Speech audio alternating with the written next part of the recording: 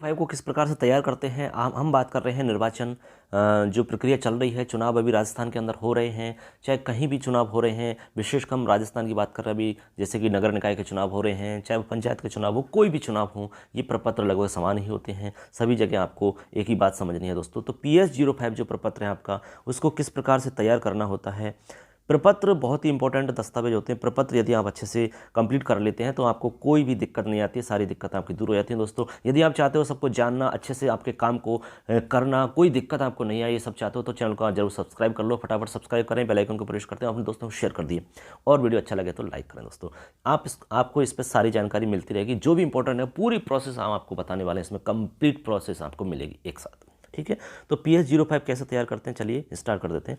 PS05 जो कि कोई भी हो सकता है, किसी भी आपका, चाहे 2019 की बात करें चाहे 20 की बात करें, ये प्रपत्र लगभग समान ही होते हैं, कोई दिक्कत नहीं है।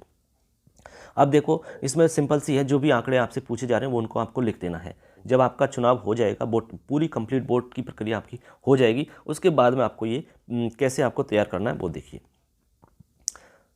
तो सबसे पहले आप देख रहे हैं इसमें लिखा हुआ है मतदान केंद्र पर मतदान करने वाले मतदाताओं की सूचना है। यही आपका PS05 है। पीठासीन अधिकारी का बहुत ही मोस्ट इंपॉर्टेंट दस्तावेज होता है।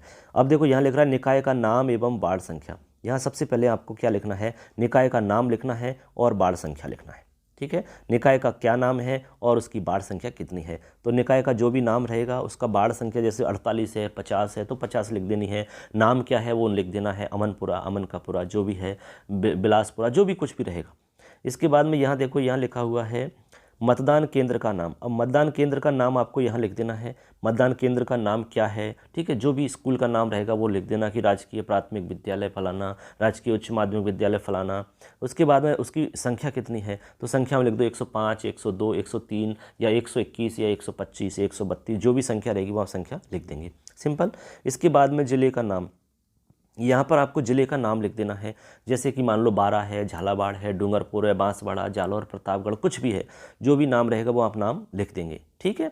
इसके बाद में मतदान की दिनांक, आपको मतदान की दिनांक लिखनी है। जैसे कि 11 दिसंबर 2020 को मान लो मतदान हो रहा है तो 11 दिसंबर 2020 या लिख देंगे आप 11 दिसंबर 2020 लिख दो, कोई दिक्कत नहीं है।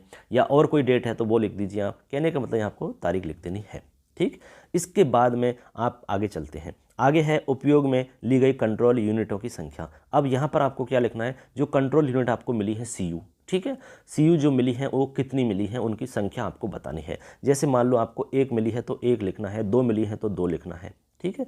इसके बाद में उपयोग में ली गई बैलेट यूनिटों की संख्या। आपने बैलेट यूनिट कितनी उपयोग में ली है, जो आप जिसमें वोट डालते हैं ना, बैलेट यूनिट आपकी वो कितनी आपको काम में ली है आपने, तो आपको लिख देना, जैसे 1 है तो 1 लिख देना है, ठीक। इसके बाद में मॉक पोल के दौरान उपस्थित एजेंटों की संख्या। यहाँ पर आपको बताना है कि भाई मॉक पोल जब आपने करवाया था उस समय कितने एजेंट उपस्थित थे वहाँ। यदि 1 भी नहीं है तो 0 लिखोगी, 1 है तो 1 लिखोगी और 2 है तो 2 लिखोगी। आपने लिखा कि 3 एजेंट थे तो 3 लिख दो यहाँ पर, ठीक है। ऐसे करके आपको यहाँ तक कोई दिक्कत नहीं है, बहुत आसान से आप कर पाओगे, गारंटी हमारी। जब आप ये प्रपत्र देखोगे तो आप बहुत अच्छे से, मन आपका प्रसन्न हो जाएगा कि यही प्रपत्र है, वो तो सर बता रहे थे वही तो हम बता रहे हैं, आपका काम आसान हो, यही तो इसीलिए तो हम बता रहे हैं आपको ये, ठीक है। इसके बाद में देखो आगे लिख रहा है कुल मतदाताओं की संख्या, यानी मतदाता सूची के अनुसार जो आपके पास कुल मतदाता आवंटित हैं, मतदाता कुल कितने हैं आपके पास, जो मतदान आप कराओगे वहाँ पर उस बूथ पर कितने मतदाता हैं, तो आपको बताना है पुरुष कितने हैं, महिला कितनी है उसमें, और थर्ड जेंडर कितने हैं, टोटल कितने वोट हैं। जैसे कि मान लो कि आपके सामने 600 वोट हैं तो 600 में आपको बताना है कि पुरुष कितने, महिला कितने, थर्ड जेंडर कितने हैं, ऐसे आपको बता देना है, ठीक। इसके बाद में मतदाता सूची में से मतदान करने वाले मतदाताओं की संख्या। अब जैसे मान लो 600 वोटर हैं, लेकिन 600 में से मतदान कितने लोगों ने किया, तो यहाँ पर जैसे मान लो 500 आ जाता है तो आप 500 बताना कि पुरुष कितने थे, महिला कितनी थी, थर्ड जेंडर कितने थे, तो आपका मान लो 500 आ जाता है कि 500 लोगों ने वोट कास्ट किया, ठीक है ना। ये आपको बता देना है, इसमें सिंपल है। इसके बाद में है आगे देखो, आगे लिख रहा है 18 से 25 वर्ष के मतदान करने वाले मतदाताओं की संख्या, ठीक है। यहाँ लिखना है आपको, देखो ये लिखा हुआ है स्पष्ट, 18 से 25 वर्ष के जो लोग वोट डालने आए हैं, ठीक है, तो वो कितने थे, वो आपको थोड़ा सा हमने पहले बताया कि भाई आपको अंदाजे से एक कागज़ पे लिख लेना है कि 18 से 25, एक संख्या लिख लो 1 से 100 तक, 200 तक, उसमें आपको देख लो अंदाज से भाई ये 18-25 के बीच का होगा, उस पर टिक लगा लो, 1 काट दिया आपने, 2 काट दिया, 3 काट दिया, लास्ट में संख्या आ जाएगी 50। तो ऐसे आपको लिखना है। फिर उसमें आपको छांटना है पुरुष कितने थे, महिला कितनी थी और थर्ड जेंडर कितने थे, टोटल कितने हुए, ठीक है, कोई दिक्कत नहीं है। इसी प्रकार से आपको आगे लिखना है आपको 26 से 35 वर्ष के मतदान करने वाले मतदाताओं की संख्या। तो इसमें आपको लिखना है इसमें कितने हैं पुरुष, इसमें महिला कितनी है, और इसमें थर्ड जेंडर और टोटल कितने हैं, ये का यही आपको लिखना है। इसके बाद में 36 से 59 वर्ष के जो लोग थे वो कितने थे, आपको यहाँ भी पुरुष महिला के हिसाब से आपको टोटल बताने हैं। फिर उसके बाद में 60 वर्ष से अधिक आयु के लोग कितने आपके वोट डालने आए, वो आपको बताना है, पुरुष, महिला, थर्ड जेंडर और टोटल। ऐसे करके आपको ये सांख्यिकी प्रपत्र तैयार करना होता है। अब आपको क्या करना है, यहाँ पर टोटल लगा देना है, किसका, 6, 7, 8, 9 का, यानी 6, 7, 8, 9 का टोटल लगाना है। जो एज वाई वाले हमने पूछे, जो एज के हिसाब से जो आंकड़े पूछे, उनका आंकड़ा आपको अलग से यहाँ पर टोटल में लगा देना है। तो टोटल आपके सामने आ जाएगा कंप्लीट वोटरों का। समझ गए बात को, ऐसे करके। अब इसमें नीचे भी कुछ लिख रहा है, वो भी देखें। आगे लिख रहा है कि मतदाता पहचान पत्र की सहायता से मतदान करने वाले मतदाताओं की कुल संख्या, यानी ईपिक के आधार पर कितने लोगों ने वोट कास्ट किया। तभी तो हमने कहा कि भाई ईपिक से यदि कोई करने आता है तो उसके नाम में नाम की साइड में या नाम के पास में आपको ई लिख देना है, ठीक है ना।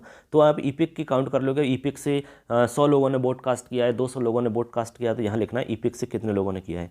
इसके बाद में 12 नंबर पर लिख रहा है अन्य पहचान पत्रों की सहायता से मतदान करने वाले मतदाताओं की कुल संख्या। अब ईपिक के अलावा जो हमने आपको कहा कि भाई 12 प्रकार के और दस्तावेज हैं, उनमें से यदि कोई भी दस्तावेज के द्वारा किसी ने भी वोट कास्ट किया है तो उनकी संख्या बतानी है यहाँ पर। मान लो 100 हैं, 150 हैं, 200 हैं, 300 हैं, वो आपको बताना है। आगे लिख रहा है टेंडर मतों की कुल संख्या। टेंडर मत कुल कितने डले उनकी संख्या बतानी है। नहीं है तो 0 बताना, 1 है तो 1 बताना है, 2 है तो 2 बताना है। टेंडर मत क्या होता है, इसके बारे में जानना हो तो चैनल पे विजिट करिए, उसमें हमने आपको बता रखा है टेंडर वोट क्या होता है, चैलेंज वोट क्या होता है, सारे आपके यहाँ पर मिल जाएगा। अब इसमें आगे लिख रहा है कि भाई जैसे टेंडर वोटों की कुल संख्या है, तो इसके नीचे लिख रहा है दिव्यांग एवं नेत्रहीन मतदाताओं की संख्या जिन्होंने अन्य व्यक्ति की सहायता से मतदान किया। तो इसमें आपको बताना है कि ऐसे कितने लोग दिव्यांग थे जिन्होंने अन्य व्यक्तियों की सहायता से वोटकास्ट किया। तो इसमें आपको बताना होगा नेत्रहीन कितने थे, नेत्रहीन में पुरुष कितने, महिला कितनी थी। ऐसे आपको बताना है लोकोमीटर दिव्यांग मतदाता, तो इसमें कितने आए पुरुष और महिला, वो बताना है। अन्य दिव्यांग किसी भी तरह से दिव्यांग थे तो वो कितने थे। अब टोटल बताना है कि कितनी तो महिला पुरुष थे और कितनी महिला थी दिव्यांग, वो आपको एक साथ बता देना है कंप्लीट। इसके बाद में मैं प्रमाणित करता हूं कि उपरोक्त सूचना की एक छाया प्रति पोलिंग एजेंटों को मतदान समाप्ति के पश्चात उपलब्ध करवा दी गई है तथा एक प्रति संलग्न कर दी गई है। ठीक है, यह नाम लिख देना है, मोबाइल नंबर, पीटरसन अधिकारी का हस्ताक्षर। ऐसे दोस्तों PS05 तैयार करते हैं। बताइए आसान है कि नहीं, बहुत ही सिंपल है कि नहीं, आराम से कर पाओगे कि नहीं, कोई दिक्कत नहीं है। PS05 आपका कंप्लीट हो गया, कोई दिक्कत नहीं है। PS05 जैसे ही आपको सामग्री मिले, आप ये ऊपर की चीज़ तो यूँ ही लिख देना, निकाय का नाम, संख्या, वोटिंग वगैरह, ये सारी चीज़ पहले से लिख लेना कंप्लीट करके। आपको तो वही चीज़ छोड़नी है जो आपको अगले दिन लिखनी होगी, उससे पहले कंप्लीट कर लो जो भी काम हो सकता है। ठीक है, तो बस आज हम इसमें यही बताएंगे PS05 कैसे तैयार करोगे आप। कोई भी आपका वोट हो सकता है, किसी भी तरह की आपकी वो चुनाव की प्रक्रिया है, क्योंकि ये प्रपत्र लगभग समान ही आपके होते हैं दोस्तों। तो धन्यवाद, आपने सुना अच्छे से, आपको अच्छा लगा होगा। कैसा लगा वीडियो कमेंट करके हमें ज़रूर बताएं दोस्तों।